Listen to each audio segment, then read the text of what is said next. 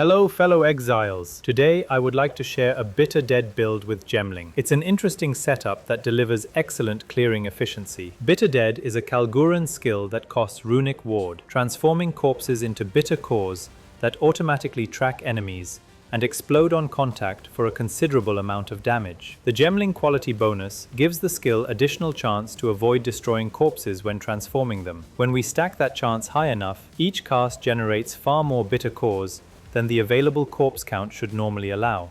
Pair that with a self-sustaining corpse loop using Sacrifice and Eternal March, and the result is dozens of independently tracking explosive cores on screen at all times. As always, if this kind of build analysis is useful to you, please consider subscribing. The PoE and Mobalytics page are linked in the description. Now, let's dive into how the build works, starting with the core loop. At level 34, Bitter Dead can transform up to 14 corpses per cast into bitter cores. Obviously, we can't rely only on dead monsters for corpses. We need an independent, renewable corpse source. That's where Sacrifice comes in. Sacrifice allows us to use minions in place of corpses. We stack Spirit to summon a fair number of skeletal clerics, allowing Bitter Dead to convert them directly into bitter cores. Now we have the fuel. The next question is how to sustain it. When we transform those clerics, they are gone, and we would normally have to wait for them to revive. Eternal March solves this. Eternal March is another Kalguuran skill that spends Runic Ward to revive minions, with the total amount of revivable life scaling from the Runic Ward spent. In my case, with 454 maximum Runic Ward and a level 31 Eternal March, each cast can revive minions with up to roughly 12,700 combined life. Our level 13 skeletal clerics have 791 life each, so that is enough to revive approximately 16 clerics per cast. The takeaway is simple: keep the skeletal cleric level low and the Eternal March level high, so each cast can revive more clerics. Eternal March has a 4-second cooldown by default. Through increased cooldown recovery rate from several sources, we reduce that to around 1.35 seconds, smooth enough for the loop in practice. Now here is where quality scaling makes the difference. Bitter Dead has a Gemling exclusive quality bonus. For every 2% of skill gem quality, it gains a 1% chance to avoid destroying corpses when transforming them into bitter cores. We stack several additional quality sources: 23% on the corrupted gem, 5% from Fox Idol, the Paragon Notable, and the amulet's desecrated modifier respectively, and another 4% from the ascendancy nodes. Together, these bring Bitter Dead to plus 42% quality, which gives us a 21% chance to avoid destroying corpses at transformation. Corpse conservation support adds 25%, and the meat recycling passive cluster adds additional 25%. That brings the total to 71%. In practice, each Bitter Dead cast produces substantially more cores than the skill description would suggest. On top of the manually cast Bitter Dead, we run two separate cast-on Minion Death setups, each with its own sets of Bitter Dead and support gems. One reserves our own spirit, the other comes from the Lament Amulet base and costs no spirit. Every time our manually cast Bitter Dead transforms skeletal clerics, both COMD setups trigger as well, layering even more cores onto the field. As for the core's damage, Bitter Dead already has one of the strongest spell damage scaling curve in the game. It sits only slightly behind Cold Infused Ice Nova and shares the same 12% base critical hit chance. In our setup, the DPS of each batch is roughly 1.4 million. When dozens of those cores are tracking targets simultaneously, the combined output is devastating. The damage scaling foundation is similar to many Gemling caster builds this league. We stack mana and intelligence, gaining extra lightning damage from Archmage. Adziri's Communion converts Archmage's Spirit Reservation into Life Reservation, keeping us permanently at low life and activating the 30% more crit damage bonus from Pain Attunement. We also use the Frost Wall and Verglass combination. Frost Wall and Glacier are socketed into the Spellslinger granted by our main hand Dueling Wand, while Verglass linked to our manually cast Bitter Dead. Based on Frostwall's Ice Crystal life, this combo provides close to 300% extra cold damage to Bitter Dead when the cores break ice crystals. We place Frostwall in Spellslinger for a practical reason. Frostwall can block our movement, and the Bitter Dead cores cannot automatically target the ice crystals. Putting Frostwall into cast-on Minion Death would therefore create constant pathing problems. Triggering it manually through Spellslinger is the cleanest solution. Next, let's talk about how we sustain the casting resources.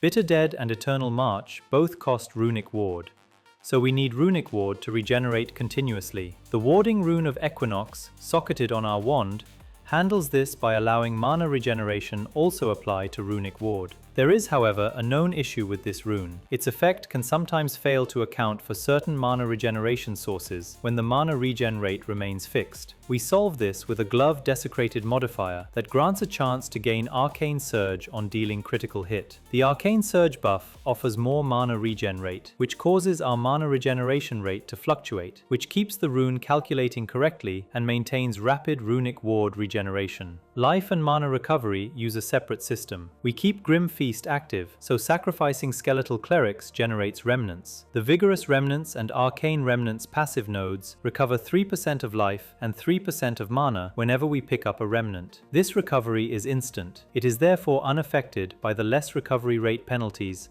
from Mind Over Matter or the Equinox rune. We also support Skeletal Cleric with Essence Harvest, which provides 8% of maximum mana recouped per sacrifice instance. In combat, our mana recovery from recoup reaches roughly 1000 per second, even under those heavy penalties. Together with our on-kill recovery, this is enough to sustain the additional costs from Archmage and the Wrathpith focus. Defensively, we lean on evasion and deflection. The Legacy of Jade modifier on Mageblood supplies 2000 flat evasion rating as our base. From there, Intelligence stacking performs two jobs. It increases maximum mana for Archmage damage scaling, and it also feeds the Winter Owl passive, which grants 3% increased evasion for every 10 intelligence. Our permanent low life state also synergizes with the Defiance node, granting another 100% increased evasion. The Atziri's Step Boots provides a large amount of deflection rating based on evasion ratings. Together, we reach around 20,000 evasion and deflection, giving the build reasonable survivability for a caster.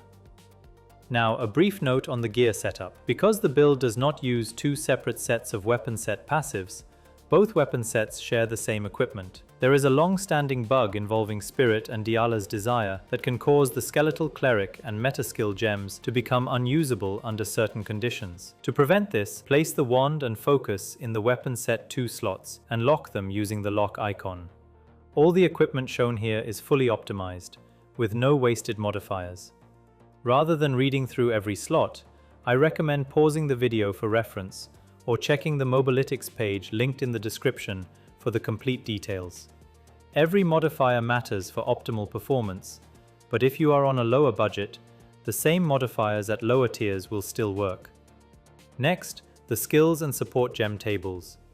Every Bitter Dead skill gem should be level 21 with plus 23% quality. Skeletal Cleric should remain at level 12, and Sacrifice should remain at 0% quality. Now, let's look at the passive tree. If we've followed the gem linking exactly as shown just now, we'll achieve the balance of 3 support gem types needed to fully benefit from the gem-studded Ascendancy node. We use Split Personality to start the passive tree from the Sorceress area, giving us efficient access to the remnant nodes in that region. 3 specific notables, Paragon, Zarok's Gift, and Defiance, must be obtained through the combination of Helmet Anointment, Amulet Anointment, and a Megalomaniac Diamond Jewel. The exact arrangement is flexible. It depends on your budget and the Megalomaniac you can find. The build's major scaling sits in 2 jewel sockets.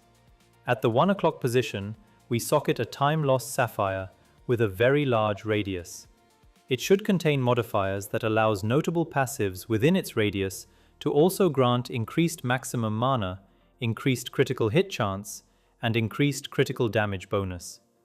Paired with a From Nothing Diamond Jewel for the Conduit Keystone, this lets us allocate 9 notables without connecting them to the main tree, all benefiting from the Sapphire's bonuses.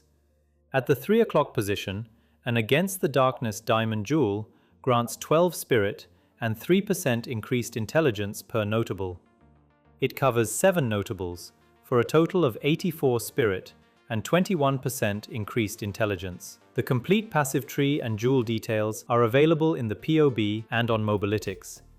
Now let's talk about how the build actually plays. In practice, the rotation is simple. Alternate between Bitter Dead and Eternal March. The two cast on Minion Death setups automatically produce additional cores during every cycle, so the screen fills quickly, especially when monster density is high. For solo content, the sheer volume of cores allows the build to handle everything comfortably. That said, this is not as efficient as high-frequency trigger casting builds. Like the other Kalguuran skills added this league, Bitter Dead also has a few rough edges. Its cores tracking implementation is not perfect. The cores sometimes lock onto targets we do not want, for example, the temporarily invincible monsters in Expedition. This forces us to reposition and can slow those encounters down. And when dozens of cores are active at the same time, frame rates can drop noticeably. In my view, these are the build's two major limitations. Overall though, this has been a fun build, and another practical example of what Gemling's quality scaling can enable.